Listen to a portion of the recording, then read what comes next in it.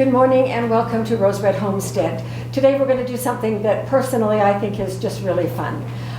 We are going to put together dry soup mix in quart jars for our food storage.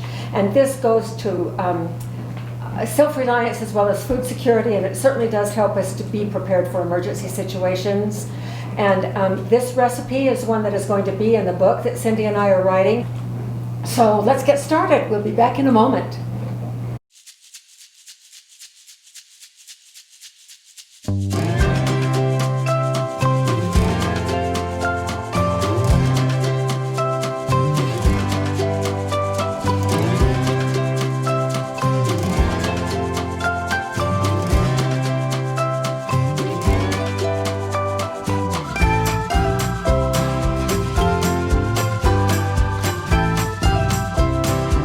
A lot of times when I do a video presentation, I do it differently in terms of the process than I would if I were at home doing it not in front of a camera. When I am not in front of a camera, I set things up more like an assembly line type of thing.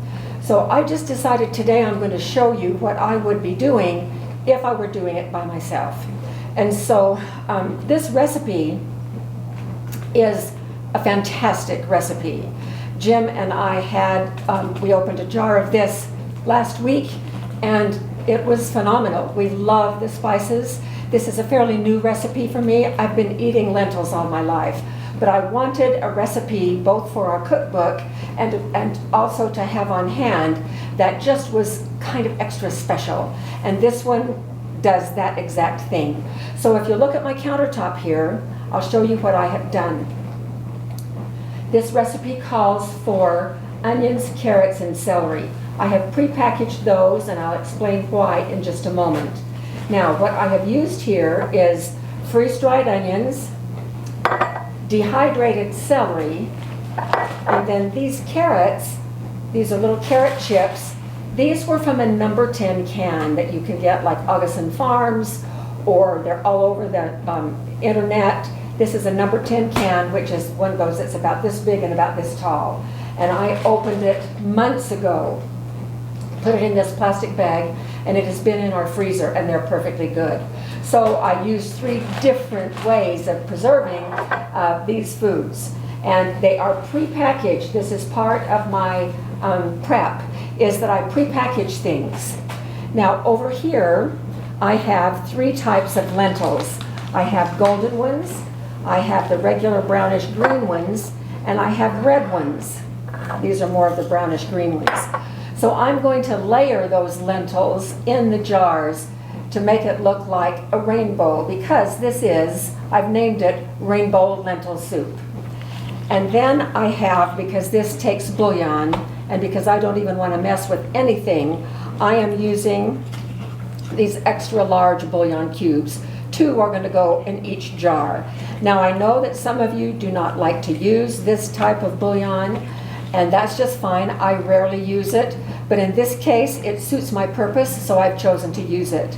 And then I don't know if you can see right here, but I have prepackaged all of the spices in these little cups.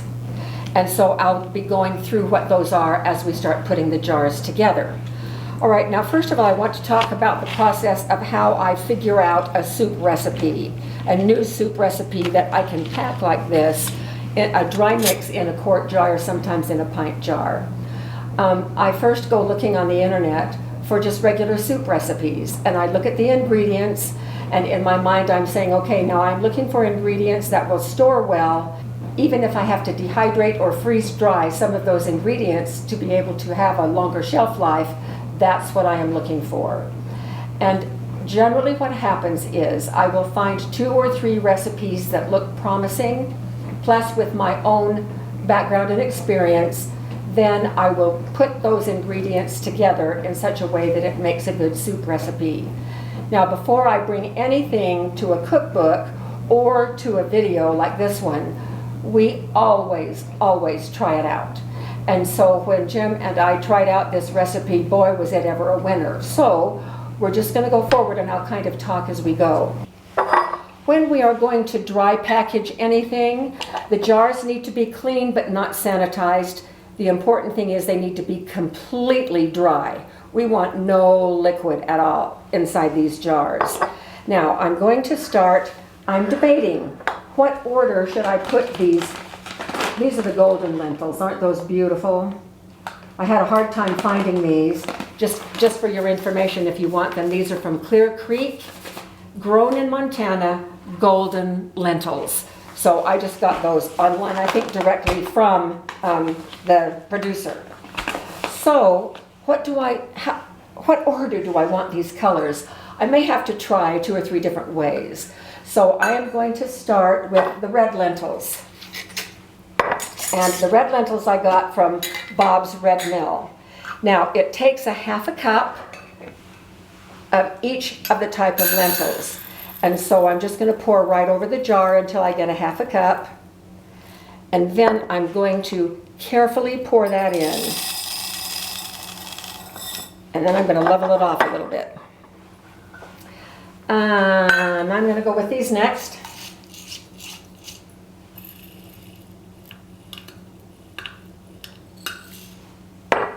And then I'm going to carefully pour these in over the top of the red ones.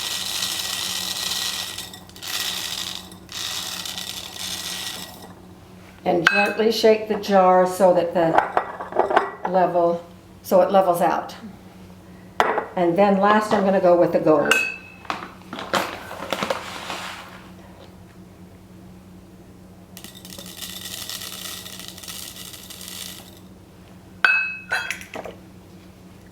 All right, so there we have our rainbow lentils. Very pretty. I think that's an okay combination. I may mix it up a little bit here in a few minutes.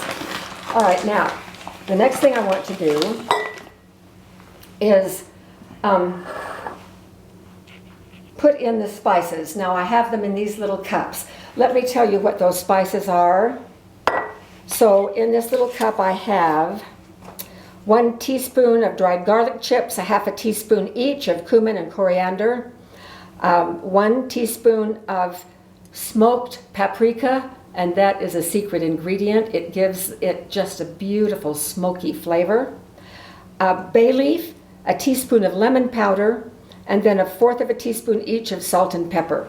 Now I'm just going to put the whole thing in there, and then I'm just going to see if I can bury it right down in the lentils,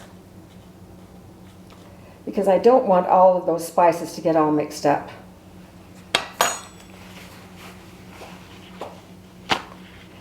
Now I'm going to then take this packet of half a cup each of carrots, onions, and celery. Now the reason that I have packaged them this way is you might want to do a mirepoix with this. And what that means is you might want to rehydrate these veggies and then put them in a frying pan and saute them until they release their flavors. That's what you would do if you were not taking them out of this dry pack. With fresh, that's exactly what you would do. That's what I would do. So I'm leaving them this way in case that's what you want to do. And I'm just stuffing those down in there. And then I'm going to drop in 2 bouillon cubes right on the top here. And there is our dry soup mix right there, ready to go, on the shelf and ready to go. Now when you're ready to cook this, you have some options. So you can pull out the veggies and do the mirepoix thing. And then you can put in all the rest of the ingredients plus a quart of water. And that's what makes that broth. And this is chicken broth. And then you can, if you're doing it at home when you have electricity, you can just do it on your stove and simmer it until the lentils are done. And it's really so good. If we are doing it under difficult circumstances with a grid down situation, then what I would want to do is to bring it to a big rolling boil after I had done the mirepoix, because I intend to do that even in a difficult situation.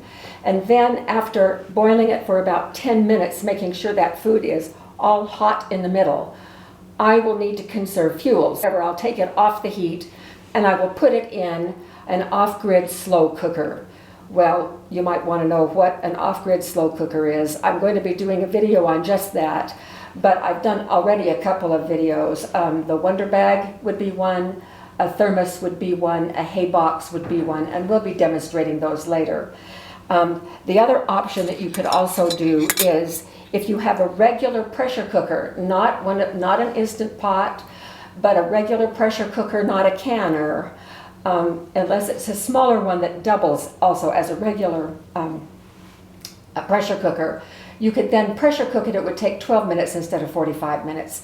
So those are some ways to conserve fuel. And then I'm just going to put a lid on here, and we will vacuum seal this, and then we will put the ring on it, and these will go out on the shelf. All right, so I'm going to set this one aside, and I want to show you right here how I put these little vegetable packages together. So I used this bowl because it has a spout right here, and I just started with any one of these. And these are the freeze-dried onions, and a half a cup of each of these. So there's a half a cup of onions, which I'm now done with.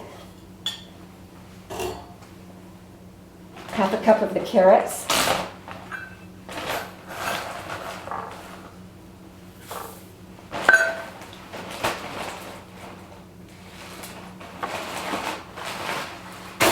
And a half a cup of the celery.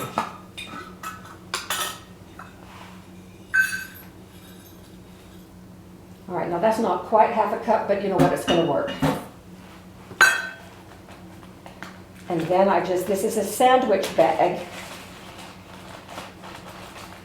And I just, using that little spout, poured them right into that baggie.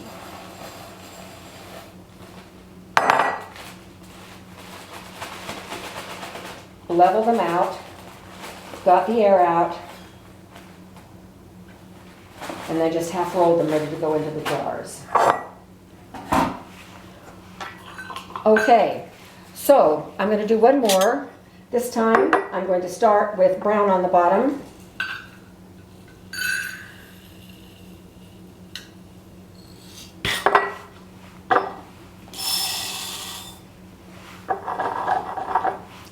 Then red.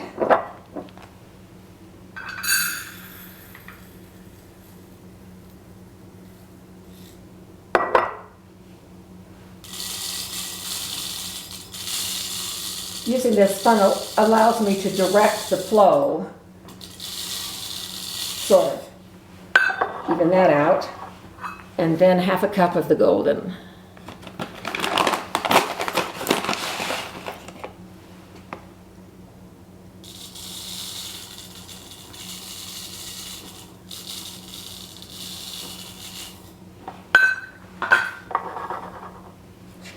Drop in the seasoning.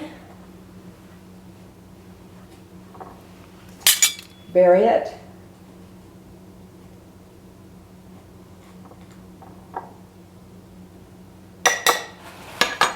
Put in the veggies.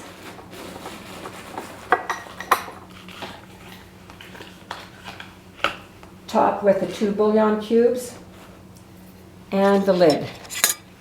Now these lids are clean, but they have been previously used. I will take some fingernail polish and get that off and then rename it before I vacuum seal.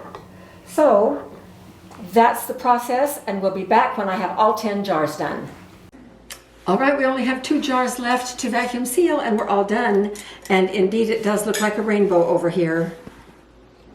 So we're going to put this attachment in, attach the hose, and push the right button.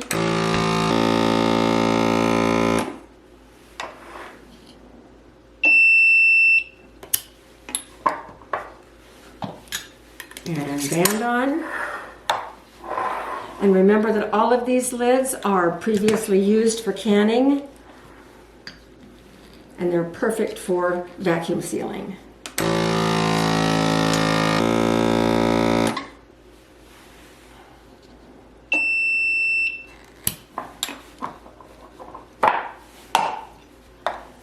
Well, I am so tickled with these. They look beautiful in the jar. They're delicious to eat. They will have a very stable shelf life. And so we will enjoy these for a long time to come. Now, the only problem is, as I am doing my master list for food storage based on the strategies that we are teaching in our book, if I'm going to serve this soup to our family for every other week for a year, I am going to need 26 jars of this. And so I'm not quite half done with getting this supply ready, but I look forward to doing the other half. We have learned today not just how to pack them, but we've learned the principle of how to go out and look at recipes and also figure out the ingredients that we want. Now, just a little rule of thumb, if you are using a quart jar, up to about halfway filled with whatever beans or grains or whatever else you want. You can use rice, you can use barley, you can use pasta up to about right here, and then the rest veggies makes for a very, very healthy soup. So thanks for joining us, and we will see you at our next video.